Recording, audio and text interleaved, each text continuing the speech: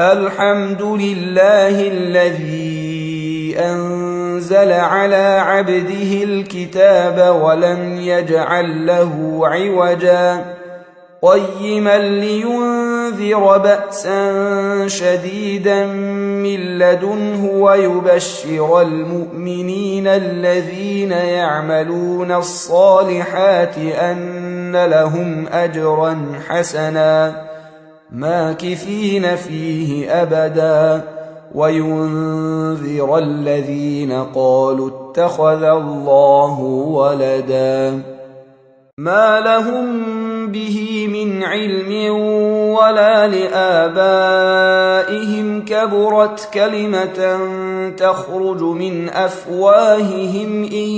يقولون إلا كذبا فلعلك باخع نفسك على آثارهم إن لم يؤمنوا بهذا الحديث أسفا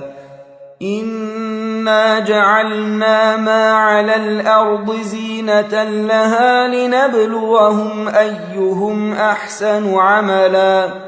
وإنا لجاعلون ما عليها صعيدا جرزا أم حسبت أن أصحاب الكهف والرقيم كانوا من آياتنا عجبا إذ أوى الفتية إلى الكهف فقالوا ربنا آتنا من لدنك رحمة وهيئ لنا من أمرنا رشدا فضربنا على آذانهم في الكهف سنين عددا ثم بعثناهم لنعلم أي الحزبين أحصى لما لبثوا أمدا نحن نقص عليك نبأهم بالحق إنهم فتية آمنوا بربهم وزدناهم هدى وربطنا على قلوبهم إذ قاموا فقالوا ربنا رب السماوات والأرض لن ندعو من دونه إلها لقد قلنا إذا شططا هؤلاء قوم اتخذوا من دونه آلهة لولا يأتون عليهم بسلطان بين فمن أظلم ممن افترى على الله كذبا وإذ اعتزلتموهم وما يعبدون إلا الله فأووا إلى الكهف ينشر لكم ربكم من رحمته ويهيئ لكم من أمركم مرفقا وترى الشمس إذا طلعت تزاور عن كهفهم ذات اليمين وإذا غربت تقرضهم ذات الشمال وهم في فجوة منه ذلك من آيات الله من يهد الله فهو المهتد ومن يضلل فلن تجد له وليا مرشدا وتحسبهم أيقاظا وهم رقود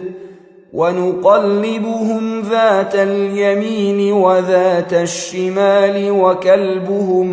باسط ذراعيه بالوصيد لو اطلعت عليهم لوليت منهم فرارا ولملئت منهم رعبا وكذلك بعثناهم ليتساءلوا بينهم قال قائل منهم كم لبثتم قالوا لبثنا يوما أو بعض يوم قالوا ربكم أعلم بما لبثتم فابعثوا أحدكم بورقكم هذه إلى المدينة فلينظر أيها أزكى طعاما فليأتكم برزق منه وليتلطف ولا يشعرن بكم أحدا إنهم إن يظهروا عليكم يرجموكم أو يعيدوكم في ملتهم ولن تفلحوا إذن أبدا وكذلك أعثرنا عليهم ليعلموا أن وعد الله حق وأن الساعة لا ريب فيها إذ يتنازعون بينهم أمرهم فقالوا ابنوا عليهم بنيانا ربهم أعلم بهم قال الذين غلبوا على أمرهم لنتخذن عليهم مسجدا سيقولون ثلاثة رابعهم كلبهم ويقولون خمسة سادسهم كلبهم رجما بالغيب ويقولون سبعة وثامنهم كلبهم قل ربي أعلم بعدتهم ما يعلمهم إلا قليل فلا تمار فيهم إلا مراء ظاهرا ولا تستفت فيهم منهم أحدا ولا تقولن لشيء إني فاعل ذلك غدا إلا أن يشاء الله واذكر ربك إذا نسيت وقل عسى أن يهديني ربي لأقرب من هذا رشدا ولبثوا في كهفهم 300 سنين وازدادوا 9 قل الله أعلم بما لبثوا له غيب السماوات والأرض أبصر به وأسمع ما لهم من دونه من ولي ولا يشرك في حكمه أحدا واتل ما أوحي إليك من كتاب ربك لا مبدل لكلماته ولن تجد من دونه ملتحدا واصبر نفسك مع الذين يدعون ربهم بالغداة والعشي يريدون وجهه ولا تعد عيناك عنهم تريد زينة الحياة الدنيا ولا تطع من أغفلنا قلبه عن ذكرنا واتبع هواه وكان أمره فرطا وقل الحق من ربكم فمن شاء فليؤمن ومن شاء فليكفر إنا أعتدنا للظالمين نارا أحاط بهم سرادقها وإن يستغيثوا يغاثوا بماء كالمهل يشوي الوجوه بئس الشراب وساءت مرتفقا إن الذين آمنوا وعملوا الصالحات إنا لا نضيع أجر من أحسن عملا أولئك لهم جنات عدن تجري من تحتهم الأنهار يحلون فيها من أساور من ذهب ويلبسون ثيابا خضرا من سندس واستبرق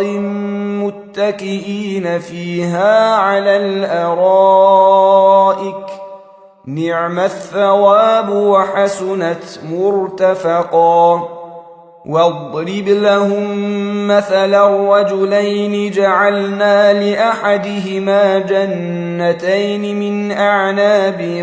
وحففناهما بنخل وجعلنا بينهما زرعا كلتا الجنتين آتت أكلها ولم تظلم منه شيئا وفجرنا خلالهما نهرا وكان له ثمر فقال لصاحبه وهو يحاوره أنا أكثر منك مالا وأعز نفرا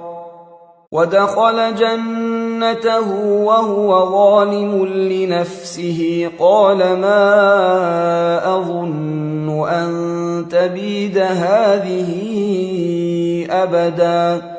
وما أظن الساعة قائمة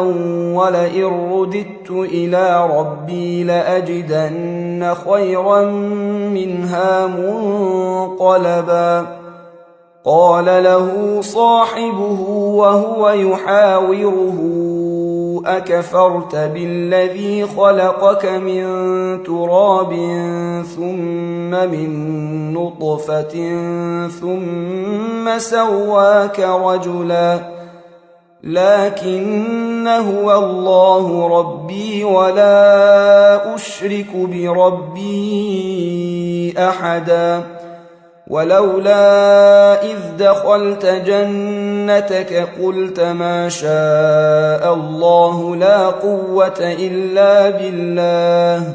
إن ترني أنا أقل منك مالا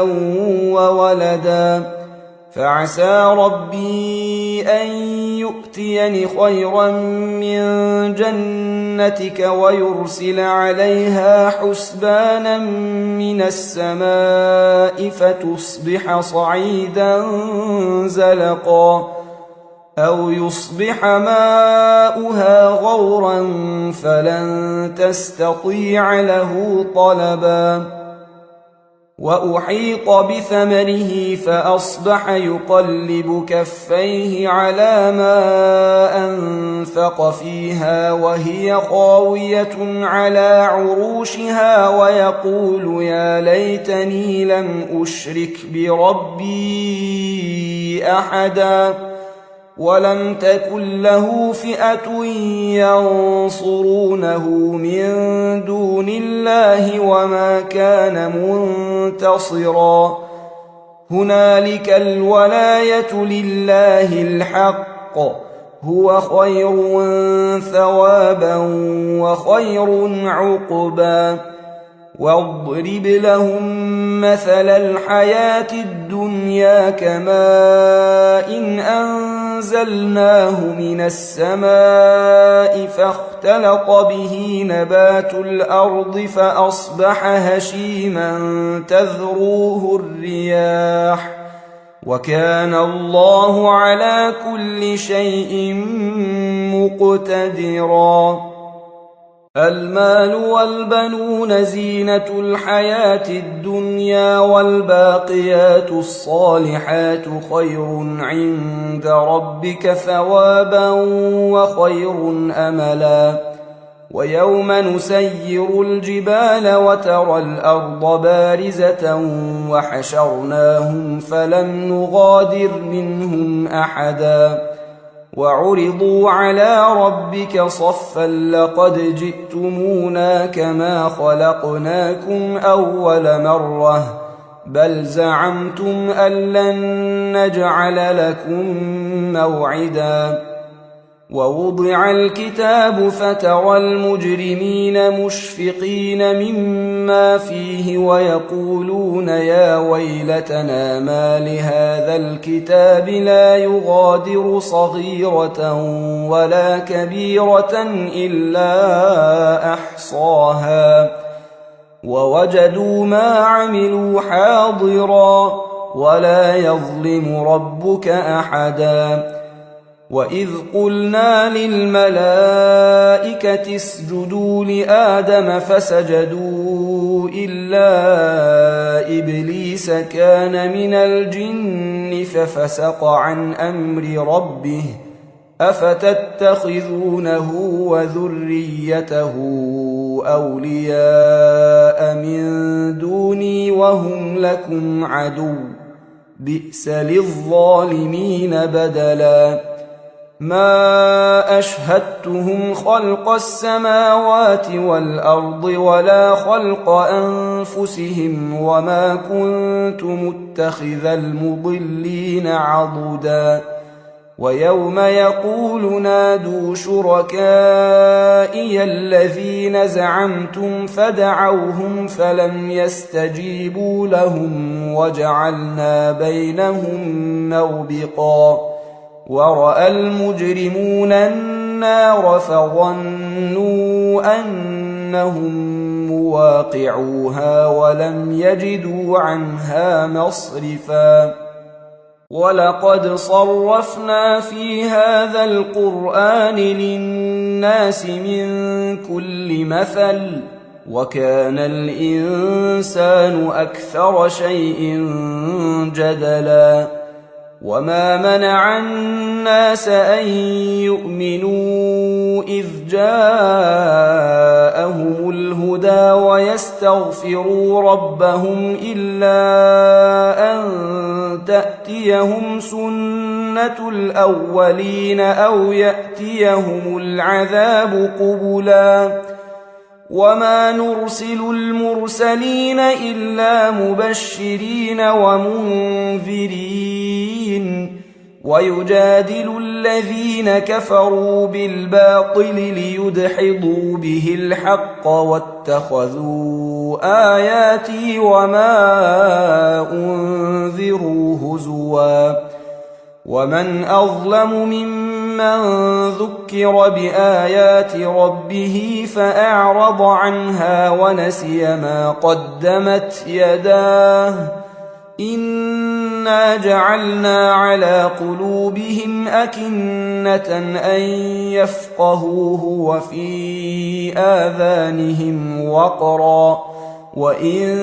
تدعهم إلى الهدى فلن يهتدوا إذن أبدا وربك الغفور ذو الرحمة لو يؤاخذهم بما كسبوا لعجل لهم العذاب بل لهم موعد لن يجدوا من دونه موئلا وتلك القرى أهلكناهم لما ظلموا وجعلنا لمهلكهم موعدا وإذ قال موسى لفتاه لا أبرح حتى أبلغ مجمع البحرين أو أمضي حقبا فلما بلغا مجمع بينهما نسيا حوتهما فاتخذ سبيله في البحر سربا فلما جاوزا قال لفتاه آتنا غداءنا لقد لقينا من سفرنا هذا نصبا قال أرأيت إذ أوينا إلى الصخرة فإني نسيت الحوت وما أنسانيه إلا الشيطان أن أذكره واتخذ سبيله في البحر عجبا قال ذلك ما كنا نبغي فارتدا على آثارهما قصصا فوجدا عبدا من عبادنا آتيناه رحمة من عندنا وعلمناه من لدنا علما. قال له موسى هل أتبعك على أن تعلمني مما علمت رشدا؟ قال إنك لن تستطيع معي صبرا وكيف تصبر على ما لم تحط به خبرا؟ قال ستجدني إن شاء الله صابرا ولا أعصي لك أمرا. قال فإن اتبعتني فلا تسألني عن شيء حتى أحدث لك منه ذكرا. فانطلقا حتى إذا ركبا في السفينة خرقها قال أخرقتها لتغرق أهلها لقد جئت شيئا إمرا. قال ألم أقل إنك لن تستطيع معي صبرا؟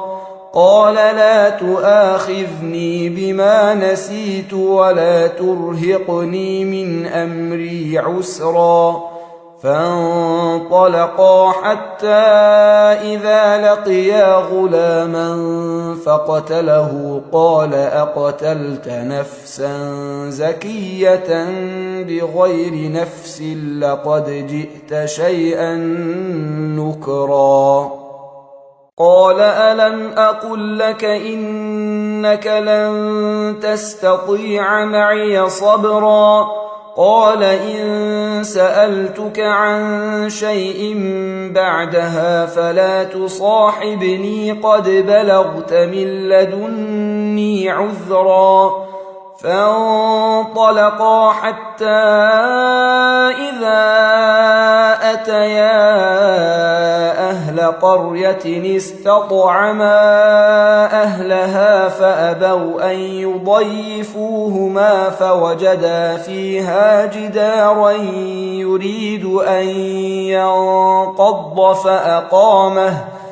قال لو شئت لاتخذت عليه أجرا. قال هذا فراق بيني وبينك سأنبئك بتأويل ما لم تستطع عليه صبرا. أما السفينة فكانت لمساكين يعملون في البحر فأردت أن أعيبها وكان وراءهم ملك يأخذ كل سفينة غصبا. وأما الغلام فكان أبواه مؤمنين فخشينا أن يرهقهما طغيانا وكفرا فأردنا أن يبدلهما ربهما خيرا منه زكاة وأقرب رحما. وأما الجدار فكان لغلامين يتيمين في المدينة وكان تحته كنز لهما وكان أبوهما صالحا فأراد ربك أن يبلغا أشدهما ويستخرجا كنزهما رحمة من ربك وما فعلته عن أمري ذلك تأويل ما لم تسطع عليه صبرا. ويسألونك عن ذي القرنين قل سأتلو عليكم منه ذكرا. إنا مكنا له في الأرض وآتيناه من كل شيء سببا فأتبع سببا حتى إذا بلغ مغرب الشمس وجدها تغرب في عين حمئة ووجد عندها قوما قلنا يا ذا القرنين إما أن تعذب وإما أن تتخذ فيهم حسنا قال أما من ظلم فسوف نعذبه ثم يرد إلى ربه فيعذبه عذابا نكرا وأما من آمن وعمل صالحا فله جزاء الحسنى وسنقول له من أمرنا يسرا ثم أتبع سببا حتى إذا بلغ مطلع الشمس وجدها تطلع على قوم لم نجعل لهم من دونها سترا كذلك وقد أحطنا بما لديه خبرا ثم أتبع سببا حتى إذا بلغ بين السدين وجد من دونهما قوما لا يكادون يفقهون قولا قالوا يا ذا القرنين إن يأجوج ومأجوج مفسدون في الأرض فهل نجعل لك خرجا على أن تجعل بيننا وبينهم سدا قال ما مكني فيه ربي خير فأعينوني بقوة أجعل بينكم وبينهم ردما آتوني زبر الحديد حتى إذا ساوى بين الصدفين قال انفخوا حتى إذا جعله نارا قال آتوني أفرغ عليه قطرا فما استطاعوا أن يظهروه وما استطاعوا له نقبا قال هذا رحمة من ربي فإذا جاء وعد ربي جعله دكاء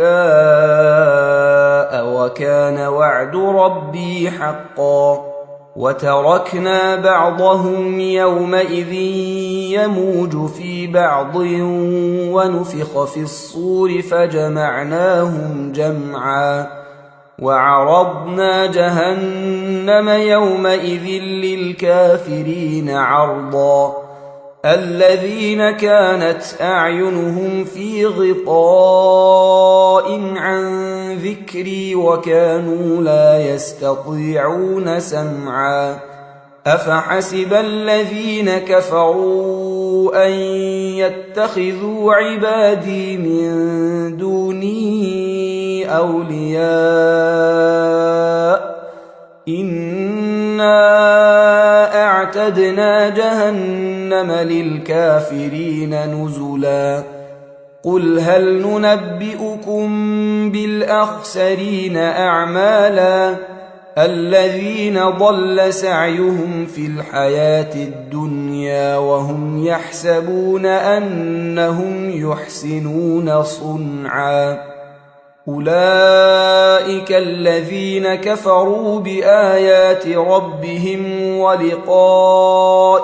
فحبطت أعمالهم فلا نقيم لهم يوم القيامة وزنا ذلك جزاؤهم جهنم بما كفروا واتخذوا آياتي ورسلي هزوا إن الذين آمنوا وعملوا الصالحات كانت لهم جنات الفردوس نزلا خالدين فيها لا يبغون عنها حولا قل لو كان البحر مدادا لكلمات ربي لنفد البحر قبل أن تنفد كلمات ربي ولو جئنا بمثله مددا قل إنما أنا بشر مثلكم يوحى إلي أنما إلهكم إله واحد فمن كان يرجو لقاء ربه فليعمل عملا صالحا ولا يشرك بعبادة ربه أحدا.